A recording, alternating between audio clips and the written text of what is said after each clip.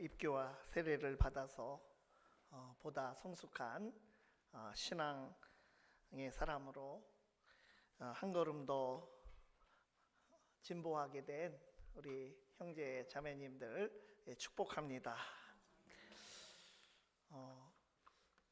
우리가 똑같이 신앙생활을 하지만 성숙한 신앙과 미성숙한 신앙이 있습니다. 오늘 봉독한 히브리서 본문은 외부적으로는 박해의 위협을 당하고 있는 그 교회, 그리고 내부적으로는 좀 권태기에 빠져 있는 성도들이 있는 교회, 그렇게 안팎으로 도전에 직면하여 흔들리는 교회를 향해서 충고하고 있습니다. 오늘 말씀이 우리에게 전해주는 성숙한 신앙은 어떠한 모습입니까? 첫 번째로 초보 신앙에 머물러 있지 않고 계속해서 성장하고 성숙으로 나아가는 신앙입니다. 오늘 짧게 우리가 6장 1절 2절 읽었지만 제가 주보에 기록한 대로 좀 더 넓은 범위로 5장 11절에서 6장 20절까지 이 큰 범위 내에서 이 말씀 전체를 보아야 합니다. 근데 오늘 본문 1절 2절에 보면 이 초보라는 말이 나왔고 완전이라고 하는 말이 나왔습니다. 1절과 2절에 1절을 보면 그리스도의 도의 초보를 버리라고 말씀하였습니다. 그리스도의 도, 그리스도에 관한 말씀, 즉 그리스도를 통하여 우리의 구원이 이루어졌다는 복음의 가르침을 듣고 예수 그리스도를 구세주로 믿기 시작하는 것, 이것이 신앙생활의 가장 초보 단계입니다. 그런데 2절 끝을 보면 완전한 대로 나아갈 진이라 라고 말씀하셨는데, 이 구절을 세번역 성경은 성숙한 경지로 나아갑시다 이렇게 번역을 했습니다.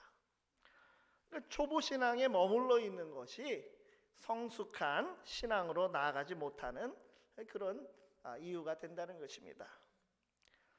히브리서 5장 11절 이하를 읽어보면 지금 이 권면의 말씀을 하는 그 내력이 있습니다.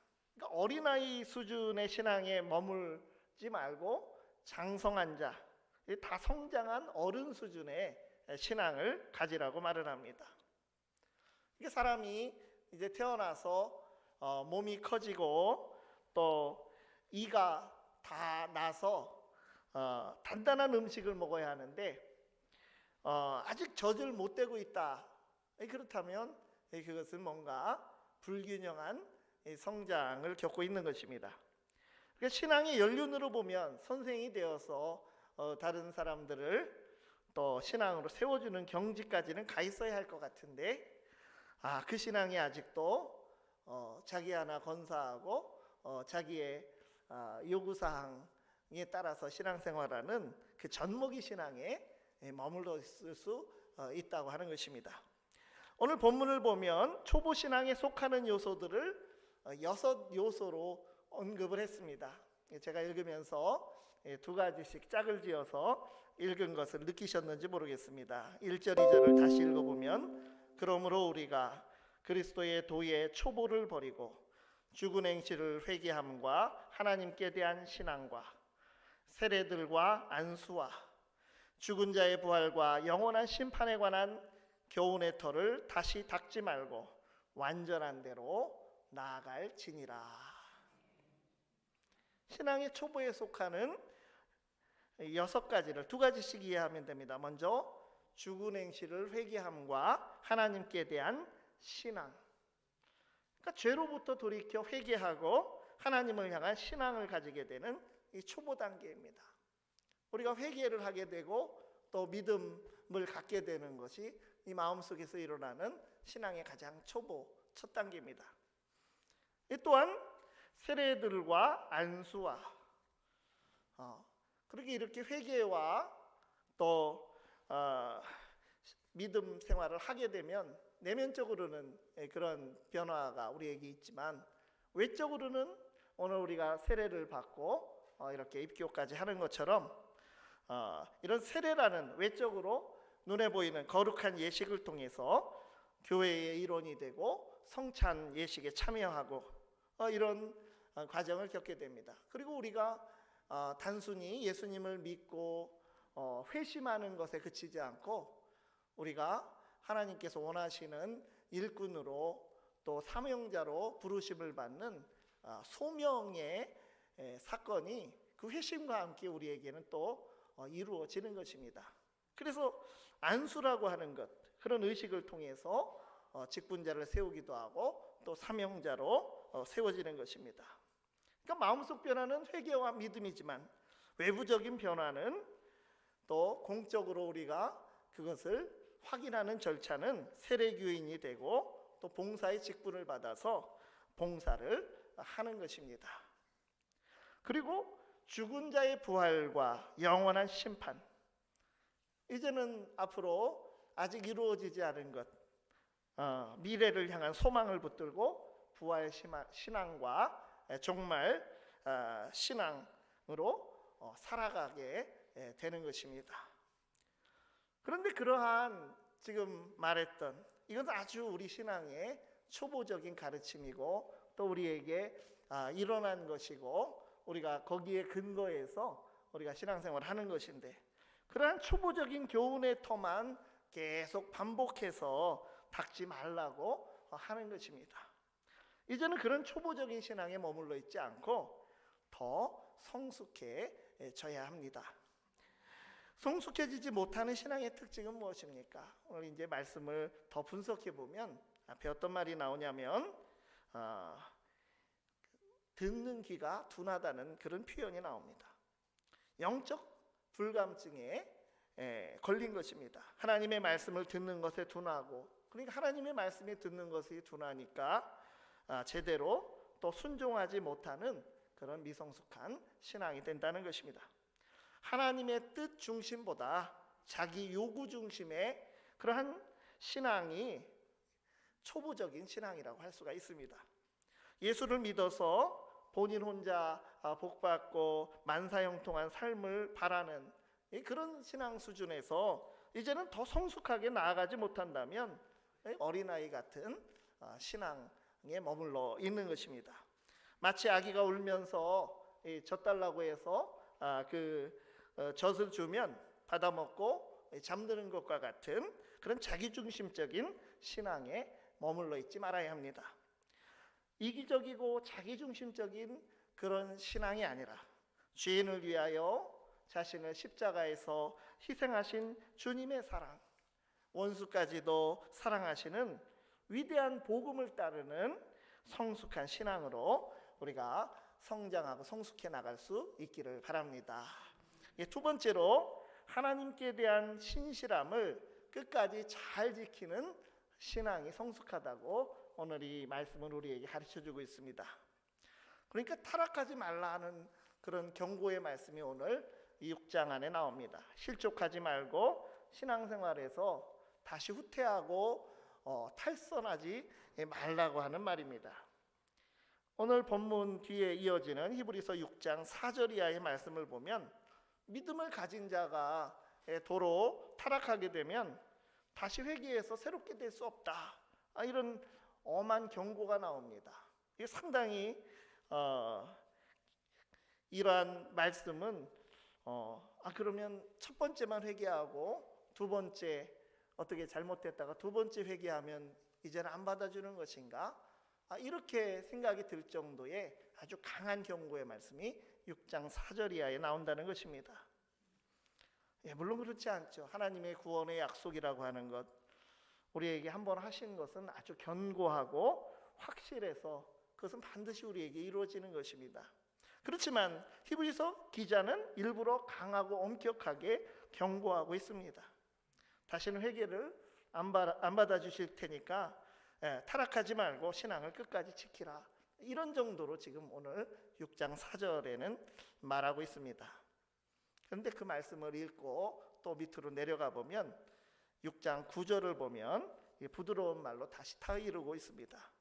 사랑하는 자들아, 우리가 이같이 말하나 너희에게는 이보다 더 좋은 것 곧 구원에 속한 것이 있음을 확신하노라.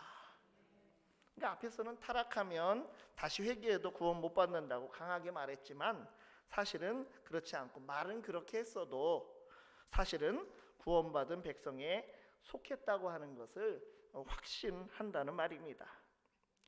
그러니까 초보에서 벗어나서 성숙한 신앙으로 가는 길에는 때로는 길을 벗어나 탈선하고 싶은 유혹도 있고 힘든 일도 많이 있습니다. 오늘날 많은 이들이 이 가나안 성도라고 하는 이런 많은 이들이 무엇입니까? 교회 중심의 신앙에서는 이들이 벗어나 있는 것이죠. 교회의 실망에서 예수를 믿기는 하지만 교회는 안 나가. 거꾸로 가나안. 그래서 이 가나안 신도들이 수백만에 이른다고 하는 것입니다. 그렇게 통계가 지금 한 200만 이상 되는 것으로 통계가 되고 있습니다. 초보에서 벗어나서 성숙한 신앙으로 가는 데에 이렇게 탈선하고 싶은 유혹이 있고 또 때때로 힘든 일들이 또 거기에 일조를 하고 있는 것을 보게 됩니다. 그러나 우리의 연약함과 부족함과 죄악됨에도 하나님께서 오래 참으시고 사랑하여 주시고 그래서 구원하여 주신 것처럼 우리도 하나님을 향해서 오래 참으며 신실한 믿음의 길을 걸어갈 수 있기를 바랍니다. 세 번째로 구원의 확실한 소망과 축복의 약속을 붙드는 신앙으로 나아갈 때 이것은 성숙한 신앙입니다. 창세기 말씀을 보면요, 12장부터 이제 등장하는 아브라함이라고 하는 사람은 믿음의 사람으로 유명합니다. 아브라함은 복을 주시겠다고 약속하신 하나님의 약속을 믿고 참 여러 역경들이 있었지만 오래 참아서 약속의 성취를 받았습니다. 그런데 하나님께서 약속을 보증해 주시는 독특한 방법이 이 족장 아브라함의 삶의 여정 가운데 나타납니다. 아브라함에게 약속을 계속 거듭해서 확인해 주시는데 여러분 약속을 할 때 어린아이들도 이 새끼손가락을 걸고 또 도장을 찍고 또 뭐 악수를 하고 뭐 이렇게 또 손바닥으로 이렇게 뭐 복사하는 거라고 그러더라고요. 복사도 하고 이러면서 확인하면서 이 약속을 하는데 그렇게 하듯이 하나님께서 약속하시는 것 자체가 사실은 하나님의 입으로 나온 그 약속이라는 것은 굉장한 권위를 가지는 것인데 그 자체로 벌써 보증이 되는 것인데 하나님께서 거듭해서 그것을 아브라함에게 맹세하여 주시는 장면이 많이 나온다는 것입니다. 그래서 약속과 맹세 이렇게 이중으로 확실하게 소망을 주시는 분이 우리 하나님이십니다. 우리에게 주신 구원의 약속과 축복이 얼마나 확실한지 히브리서 기자는 그렇게 표현했습니다. 닷과 같다. 우리 영혼의 닷과 같다. 튼튼하고 견고한 배를 고정시키는 닷과 같이 소망을 주셨다는 것입니다. 풍랑이 있는 바다에서 배들이 정박할 수 있는 항구를 찾아서 피하고 닻을 내리고 있으면 안전한 것입니다. 파도에 흔들리지 않도록 하는 것, 이것이 바로 닻입니다. 그래서 우리가 가진 소망이라고 하는 것, 그것은 우리 영혼의 닷과 같은 것입니다. 육신의 욕구에 따라 사는 인생에 머물지 않고 영혼의 구원을 구하는 자가 바라보는 소망은 얼마나 확실한지 그 소망이 튼튼하고 견고한 영혼의 닻이 된다고 하는 것입니다. 우리의 삶에서 소망을 가지는 것이 그래서 너무나 중요합니다. 오늘날 시대는 모든 것이 정말 순식간에 변하는 그런 시대입니다. 이 마치 코로나가 모르던 것이 막 나타나서 우리가 그냥 알지도 못하는 그 3년을 정신없이 보내게 되었던 것. 또 지구 반대편에서 일어난 전쟁으로 인하여서 우리가 함께 영향을 받는 이런 모습들. 또 기후가 급변하는 그런 모습들.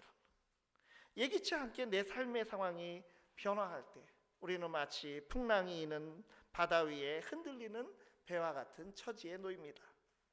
그러나 성도는 그때도 변하지 않는 소망을 붙드는 것입니다. 영원하고 신실하신 중보자이신 예수님이 우편에 계시는 하나님의 그 은혜의 보좌로 나아감으로써 은혜를 우리에게 베풀어 주실 것을 확신하며 소망 가운데 살아가실 수 있기를 바랍니다. 기도하시겠습니다. 하나님, 초보적 신앙에 머물지 말고 성숙함으로, 믿음에서 실족하거나 탈선하지 않고 신실함으로 구원과 축복의 견고한 소망을 바라봄으로써 그리스도께서 앞서 걸어가신 믿음의 순례길을 끝까지 성숙하게 완주하게 하여 주시옵소서. 예수님 이름으로 기도드리옵나이다. 아멘. 우리 찬송 546장